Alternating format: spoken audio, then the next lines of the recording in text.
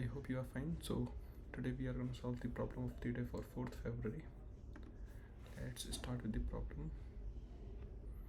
So the question is, actually I have solved this problem earlier. So the problem is maximum ascending subarray sum. As you can assume from the title itself that we have to find the maximum sum of the subarray which is ascending, right?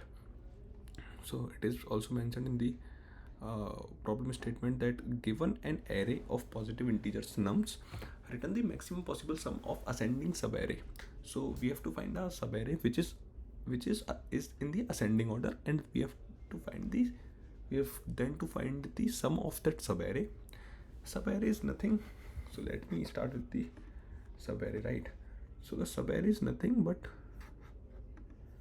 a continuous part of a array, right? So this is a subarray. We cannot say 5 and 50 as a subarray, right? Because this is a subset, not a subarray. Subarray should be in a ordered form. So the subarray can be like 10, 20 and 30. So we can call these as a subarray, right? So what we have to do, we have to find the maximum ascending subarray. So maximum ascending subarray means we can say these 10, 20 and 30 is the ascending number, right? So but we cannot include 5. So the sum of this subarray is nothing but 60. Okay, so we can say 60 is one sum. Now let's go to this subarray. So this is 50, 10 and 5, 10 and 50. So this is also increasing. This 10, 20 and 30 also increasing. We cannot take this part. Right? Because this is decreasing. We have to take only ascending part. So this 5, 10 and 50 is also increasing and ascending subarray. So we can count this sum also. So sum is 65. 65 is greater than 60. So we return 65. Similarly here, this whole subarray is increasing, right? So this whole subarray is increasing. So we will return the count, right? So this is a very easy type of problem. So I have solved this here. So let's start. This count is nothing but the sum, right? And this answer is the answer which we have to return, the maximum sum. I have started with the range of 1. I started with the 1 till here, and what I'm doing is I'm checking if this element is greater than its previous element, right? If it is the case, so if the current element is greater than the previous element, that means this part is ascending. So we will count this part in the current sum, and else if this is not the case, we will add the previous counted sum in the answer, and we will make the sum as this part, right? So we can say this is the part where this else will encounter. So we will put this sum of this part in the sum in the answer, and we will reinitiate count as 5, right? So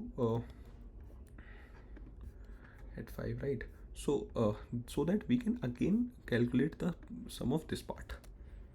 So this is how we are doing this problem, and then we will return the maximum answer in count, right? So this is all we have to do in this question. I have submitted this and I got best time complexity.